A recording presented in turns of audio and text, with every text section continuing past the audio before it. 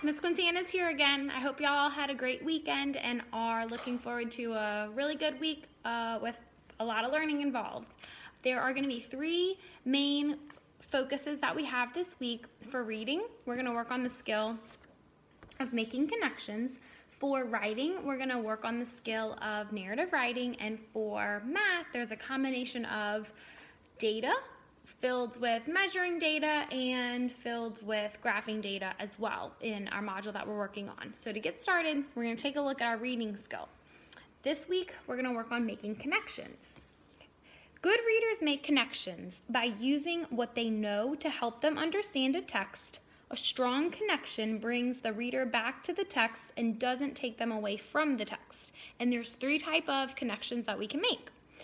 This year, we've made text-to-text connections, text-to-self connections, and text-to-world connections. And what I'm going to do is tell you and refresh your memory again on those 3 types of connections. And you might even help your parents know these connections too, because they might be new for them.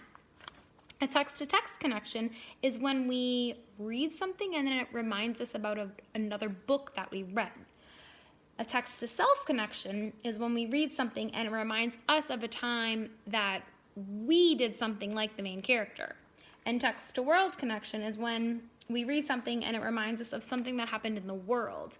So right now, COVID's going on. When we read something about maybe a sickness, we might come up with a connection, based on what's happening in our world right now. What I'm going to do next is read a little story for you. And I'm going to try to connect with the character on some different connections after I read the story. So the story is called Pitching Practice, and let's go. Kate felt sad. She had wanted to be the pitcher for her softball team, but the coach chose someone else.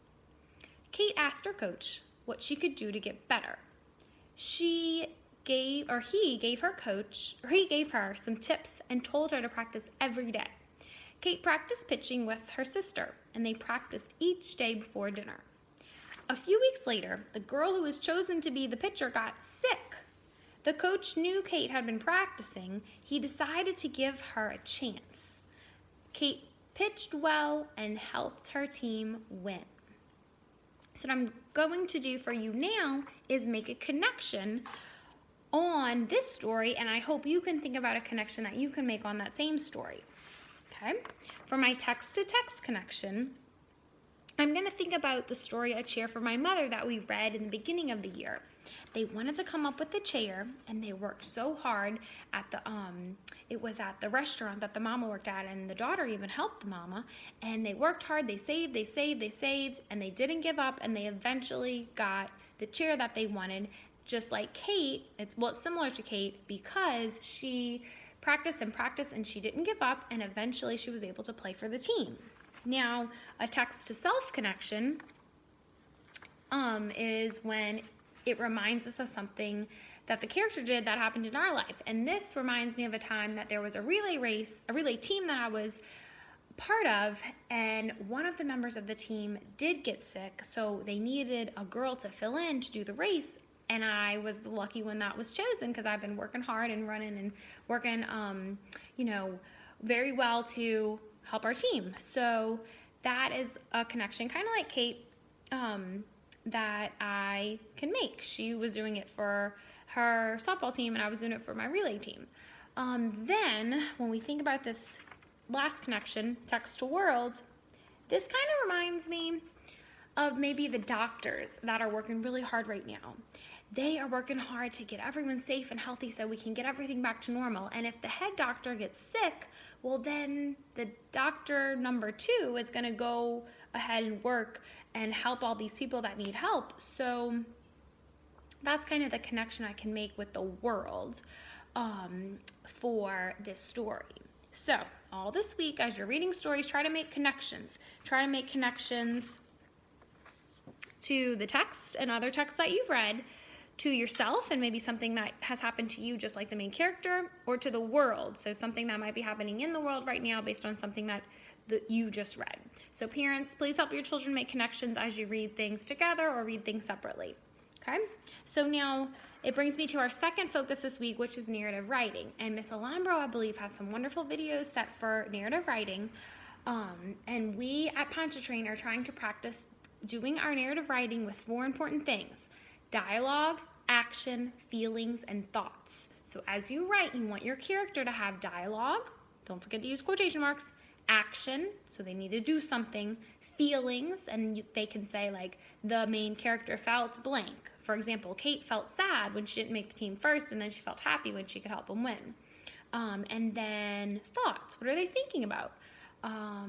So those are what you want to put when you write stories about characters in narrative writing. And then to switch gears to go from reading writing, actually before we do that, I also sent out our gifted project for the week, which is called Waterworld. And that is a project that wants you to research some different issues that are facing the animals in the water, okay? And I want you to try to make a connection with them and connect on a way that you think you can do something to help them. So there's overfishing right now that's going on. There might be some pollution that's going on in the waters. Think about the ocean waters. What can we do, or what can you think of that we can do to make it better? And if mom and dad print up the packet, it has all the details in there. So that's also our goal for the week. Don't forget your vocabulary. Keep learning, keep reading, and building your word knowledge so your brain will just grow stronger and stronger. And then just to finish this up with math, we are so strong and so solid and so ready to be rock stars in 3rd grade for math. But just to finish up this, to focus this week, there's a couple things with data that we want to work on.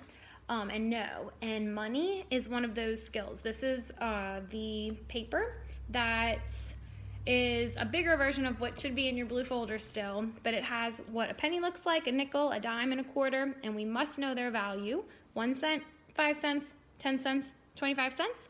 So don't forget your value of money, and then you can't forget your value of measurement. When I went to look for resources to measure, I realized I did not have a ruler.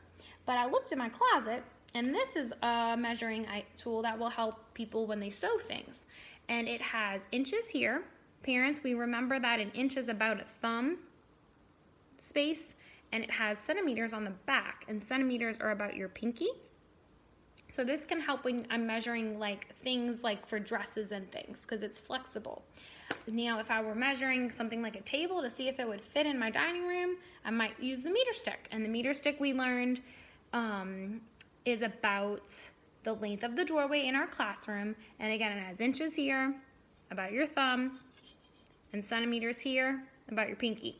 And the last item I have to measure with actually is the tape measure, which is still outside because we were measuring stuff for planters. So I don't have that by me right now.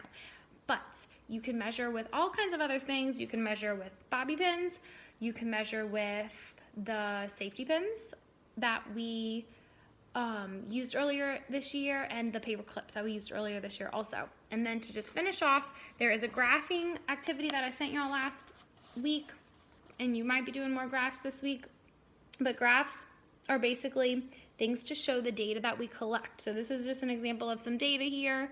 The fruit in the basket, and it would be our job to take the information here and graph it here so we can share information, and also to connect with others and show them our findings when we research things.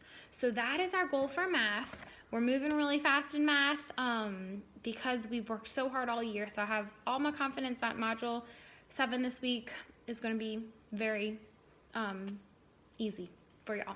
So keep up the hard work. Let me know if you need anything at all.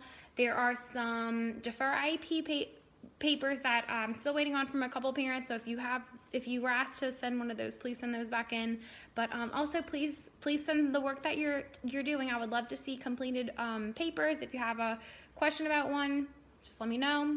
And I am here to help. I miss you. I love you. But I know I'm going to see y'all soon.